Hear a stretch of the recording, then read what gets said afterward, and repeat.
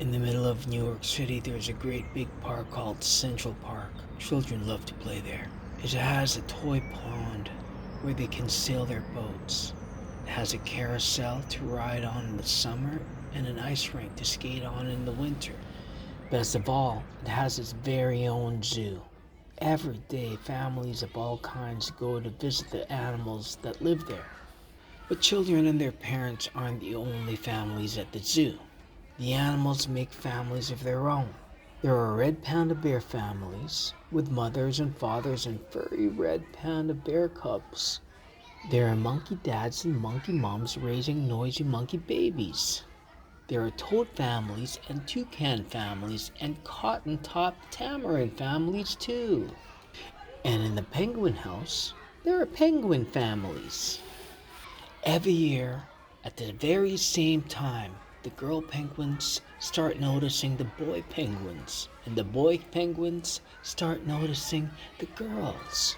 When the right girl and the right boy find each other, they become a couple. Two penguins in the penguin house were a little bit different. One named Roy, and the other named Silo. Roy and Silo were both boys, but they did everything together. They bowed to each other and walked together. They sang together and swam together. Wherever Roy went, Silo went too. They didn't spend time with the girl penguins, and the girl penguins didn't spend time with them. Instead, Roy and Silo wound their necks around each other. Their keeper, Mr. Gramsci, noticed the two penguins and thought to himself, they must be in love. Roy and Silo watched the other penguins made a home. So they built a nest of stones for themselves.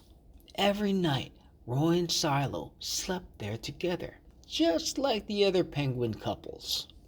And every morning, Roy and Silo woke up together. But one day, Roy and Silo saw that the other couples do something that they could not.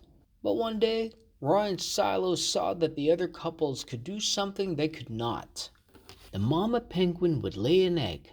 She and the papa penguin would take turns keeping the egg warm until it would hatch. And then there would be a baby penguin.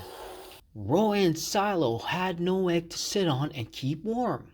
They had no baby chick to feed and cuddle and love. Their nest was nice, but it was a little empty.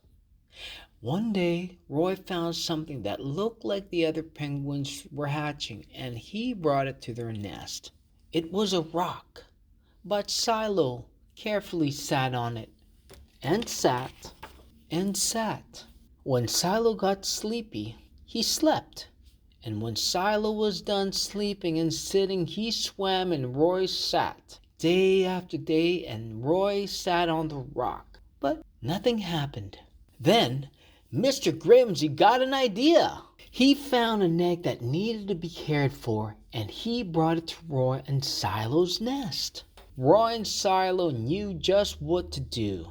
They moved the egg to the center of their nest. Every day they turned it so each side stayed warm. Some days Roy sat while Silo went for food. Other days it was Silo's turn to take care of their egg. They sat through lunchtime and swam time and supper. They sat in the morning and sat at night. They sat through lunchtime and swim time and supper. They sat at the beginning of the month, and they sat at the end of the month, and they sat all the days in between.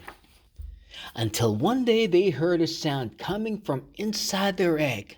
Beep, beep, beep, beep, it said. Roy and Silo called back. Squawk, squawk, beep, beep, answered the egg. Suddenly a tiny hole appeared in the eggshell, and then, crack! Out came their very own baby. She had fuzzy white feathers and a funny black beak. Now Roy and Silo were fathers.